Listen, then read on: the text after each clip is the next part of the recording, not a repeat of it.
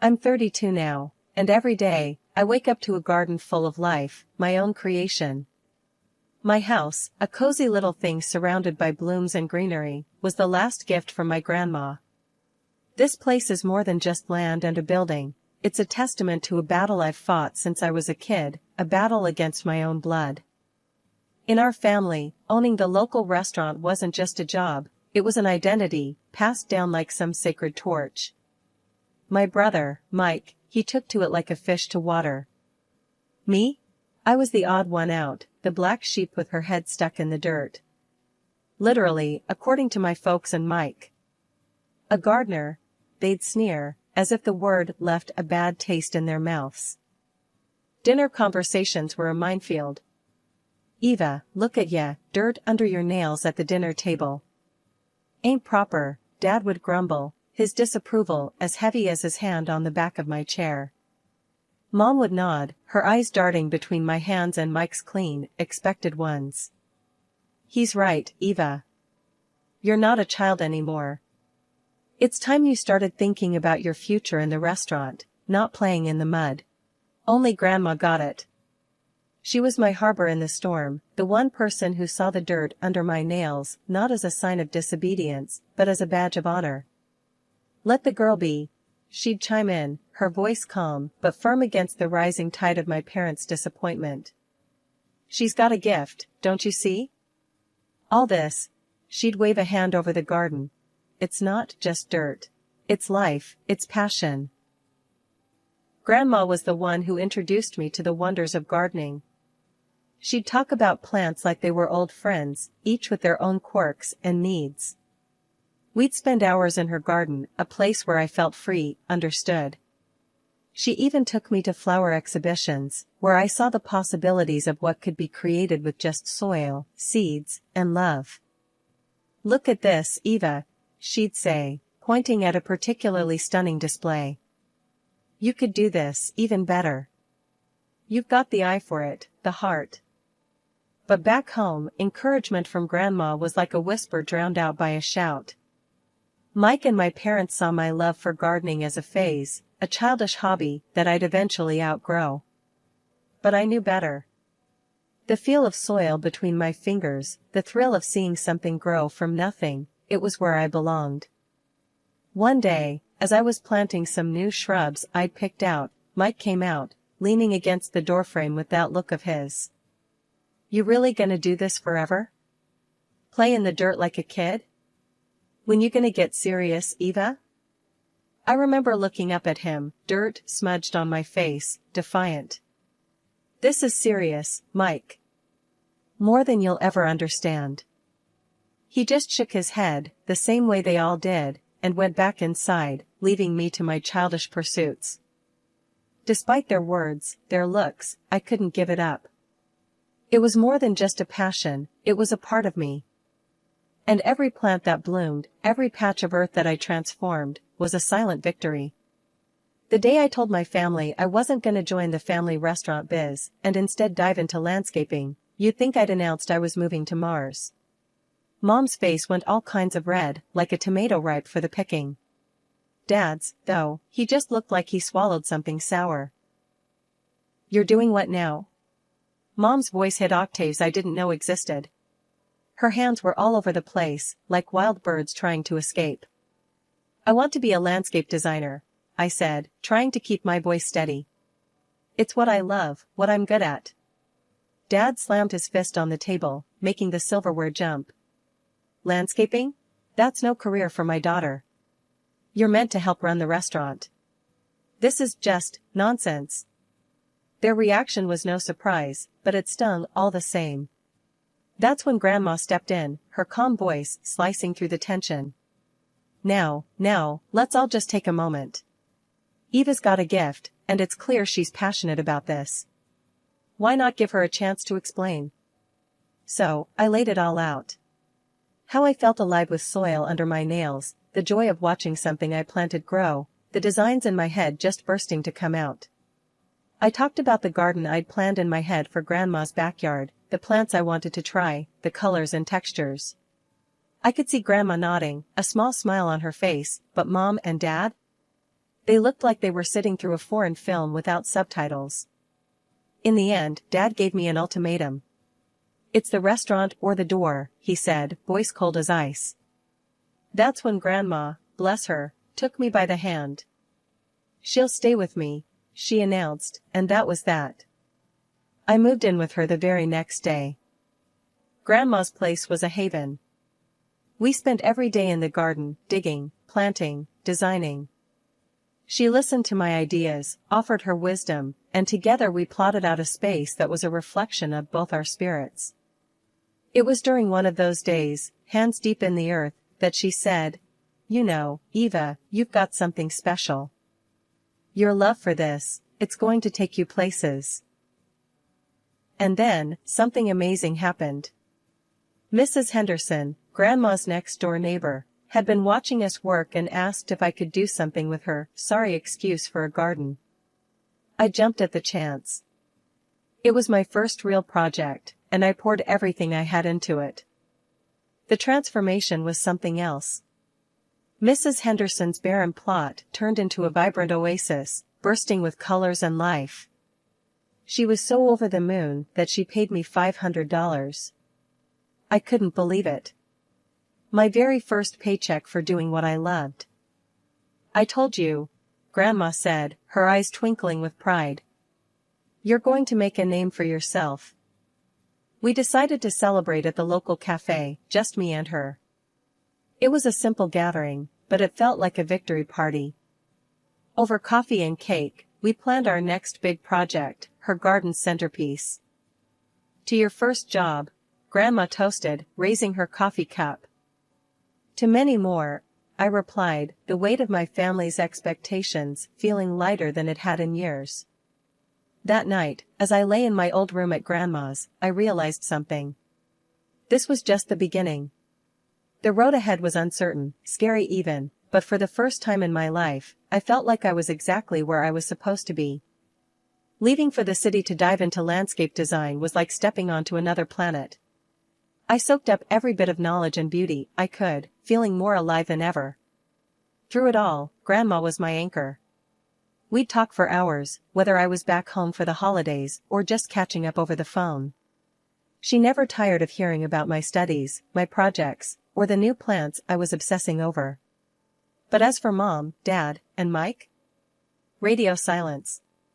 It was as if I'd vanished from their lives the moment I chose my path. Then, everything changed when Grandma passed away. It hit me like a freight train. She was my rock, my biggest supporter. After the funeral, which was the last time I saw my family, I learned that Grandma left me everything, her house, her garden, and a bit of savings. She believed in me and my dreams, even if no one else did. But that's when the storm hit. My family, already distant, turned colder. They had plans for Grandma's house, dreams of selling it to pour money into the restaurant. When they found out about the will, all hell broke loose. "You can't be serious." Dad bellowed over the phone when I told them I was keeping the house and using Grandma's savings to fund my career. "That money, that house, it's meant for the family, for the restaurant." Mom's voice was no less fierce. "How can you be so selfish? Your grandmother would be ashamed of you, hoarding everything for yourself." Even Mike, who rarely got involved, chimed in. "Come on, Eva. Don't do this to the family. We need that money." Their words stung, but I stood my ground. Grandma believed in me, in what I'm doing. She wanted me to have the house, to make something of myself. I'm honoring her wishes, whether you like it or not. The line went silent for a moment before Dad's voice cut through, colder than I'd ever heard it. "If you go through with this, don't bother calling us your family anymore. You're on your own, Eva." And just like that, the decision was made for me. I lost more than Grandma that day, I lost my family. But in the midst of that loss, I found a resolve I didn't know I had. So, I poured myself into my work, into transforming her garden into a tribute to her memory. It wasn't just about plants and designs, it was about proving to myself, and maybe to them, that I could make it on my own. That I was more than just the family outcast, more than just a gardener. Years rolled by, thick and fast, like seasons changing in my garden. My old but snug grandma's house became a slice of paradise in the midst of my hustle. Friends became my new family, filling the house with laughter and warmth, especially during our legendary barbecue nights. Then, out of the blue, a wedding invitation landed in my mailbox. It was from my brother, Mike. A wedding at the family restaurant, the very place I'd drifted apart from what used to be my family. My heart sank a little, memories, both sweet and sour, bubbling up. I can't believe Mike's getting hitched, I mumbled to myself, flipping the invitation in my hands. That evening, my backyard was buzzing with the usual suspects, my friends, grilling and chilling. I tossed the invitation on the table, a silent announcement. "You gotta go," Jess said, snagging a burnt sausage off the grill. Her words were blunt, no room for argument. "Yeah, show 'em how you flourished, Eva. Like one of your gardens," added Sam, his grin encouraging but knowing the turmoil I felt. I sighed, the weight of the decision pressing down on me. But stepping back there, after everything? It's not about them, Eva. It's about closure, for you. And who knows, maybe a fresh start? Jess nudged, always the optimist. Their words, a mix of wisdom and whiskey, finally got to me. All right, I'll go. For Grandma, if nothing else, I conceded, my voice a mix of determination and dread. The next few days were a whirlwind of preparations. I found myself in front of a mirror, trying on a dress that felt like armor. It was beautiful, in a way that whispered confidence and grace, not just to the world but to me, too. I'm doing this, I whispered to my reflection, a promise to the woman staring back. Choosing a gift for Mike was another battle.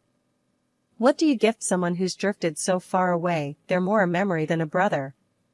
In the end, I settled on a rare plant, a symbol of growth and resilience. Something only I would give, a nod to our shared past and my unyielding love for the green and growing things. The family restaurant, decked out in garish decorations, felt both familiar and alien. I'd hoped for a fresh start, or at least some semblance of civility. That hope shattered the moment I caught sight of my family. Mike spotted me first. "Well, ain't this a surprise? Thought you'd be too busy playing in the dirt to remember your only brother's wedding," he said, loud enough for a circle of guests to hear, his smirk wide and unwelcoming. I tried to keep my voice steady. "Congratulations, Mike.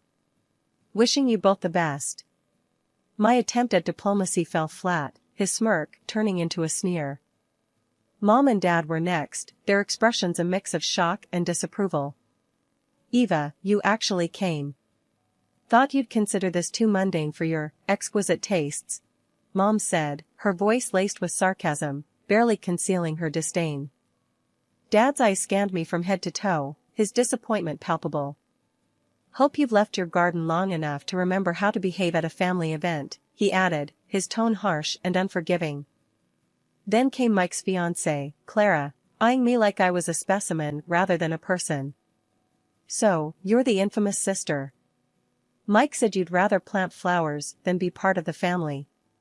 "Can't say he was wrong," she said, her voice dripping with contempt, her hand resting possessively on Mike's arm.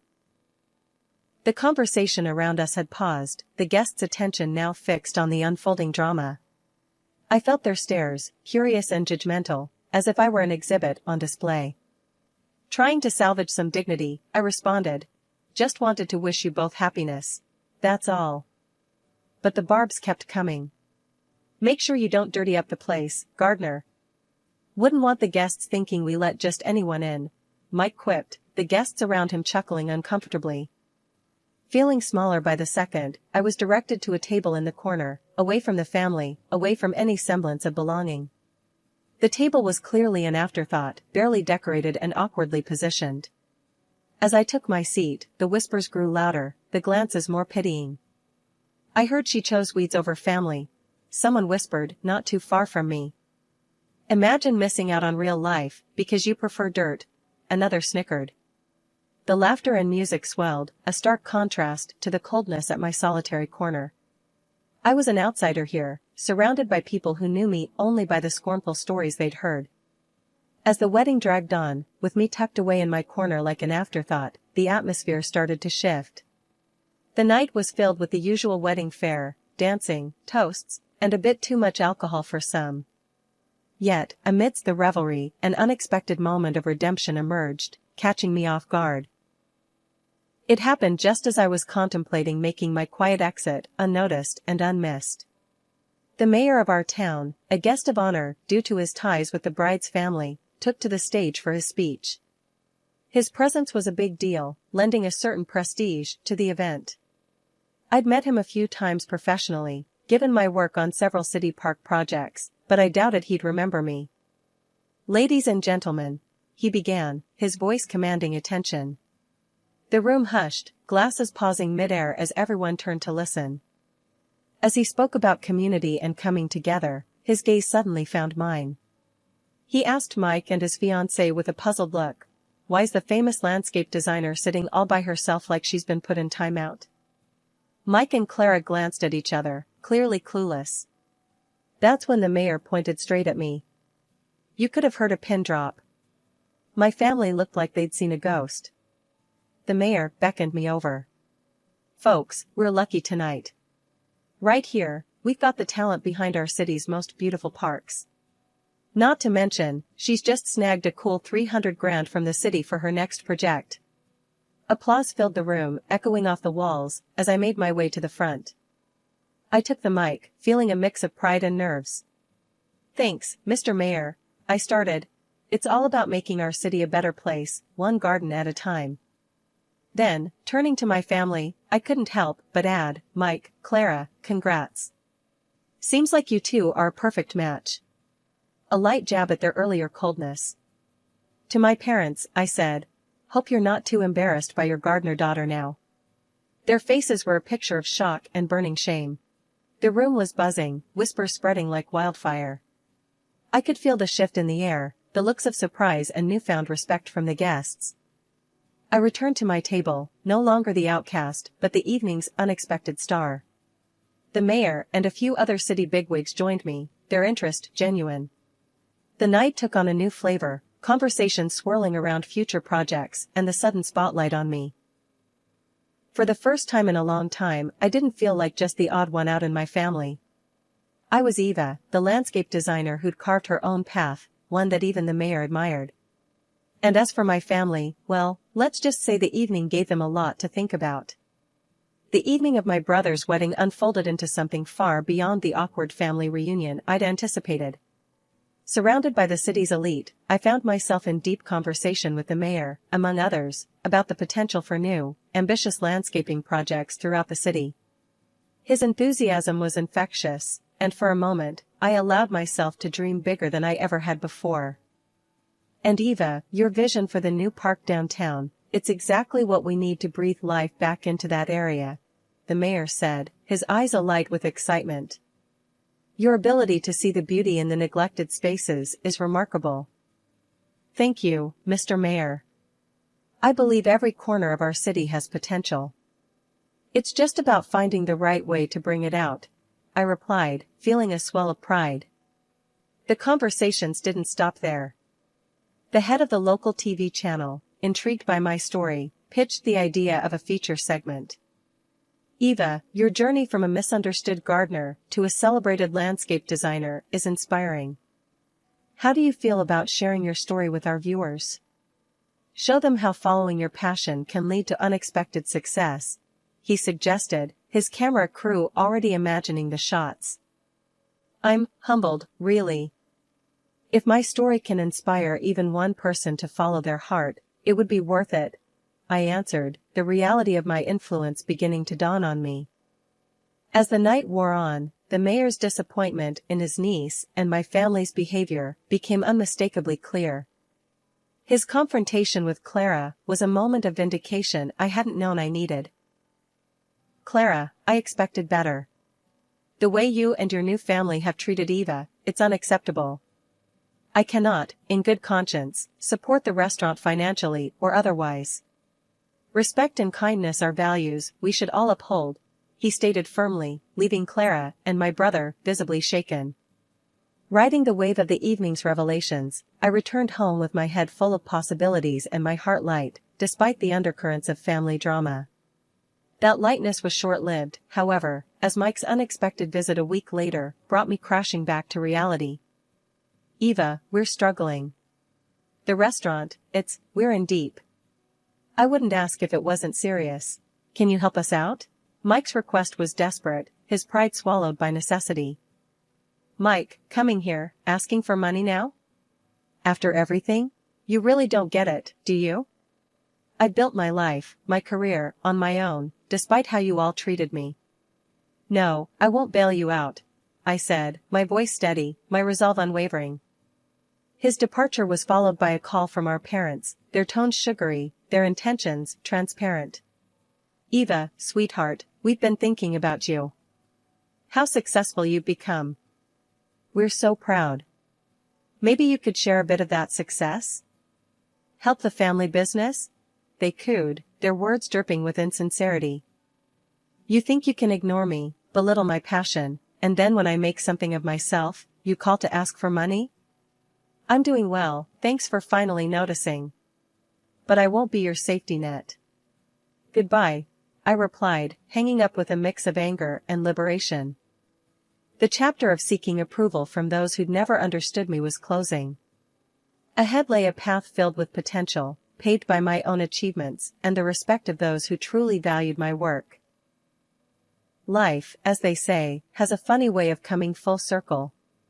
While I was out there, laying down roots in more ways than one, my family's restaurant was crumbling, brick by metaphorical brick. Turns out, the lavish lifestyle and the illusion of prosperity my parents and Mike were so keen on maintaining was just that, an illusion. They hadn't been investing back into the business. Instead, they were burning cash on fancy toys and flashier ways to show off. When the restaurant finally went under, it took them down with it, drowning in a sea of debt and broken dreams. Mike's marriage didn't survive the fallout. Clara, who had married him thinking she was getting the future king of the local dining scene, wasn't about to stick around for the downfall. She left, leaving him to wallow in the mess that was now his life. No restaurant, no wife, just a heap of debt and regret. On my end, though, things were blooming beautifully. Orders were rolling in nonstop. The mayor's office had me on speed dial, wanting to greenify every corner of our town. And it wasn't just them, private clients wanted a piece of the magic too. My calendar was a colorful mess of appointments, projects, and meetups with some of the most fascinating folks you'd ever meet. The TV spot aired, and suddenly, I wasn't just the local gardener made good, I was a story, a beacon for anyone daring to dream differently. People loved it, flooding my social media with support, sharing their own stories of chasing dreams no matter the odds. "Did you see the comments on that post?" My assistant, a bright-eyed green thumb named Lucy, asked me one day, scrolling through her phone with a grin. "You're like a celebrity now." I chuckled, shaking my head. "All because I like playing in the dirt." "It's more than that, and you know it," Lucy shot back, always quick to remind me of the bigger picture. "You're showing people it's okay to follow their passion. That's huge." She was right, of course. What started in my grandma's backyard had grown into something I could never have imagined. And speaking of grandma, not a day went by that I didn't think of her. Every plant I placed, every design I drafted, was a testament to her belief in me. As for my family, well, the silence between us stretched on. They were too proud, or perhaps too ashamed, to reach out after everything that had happened. I heard about their struggles through the grapevine, the same way they likely heard about my successes.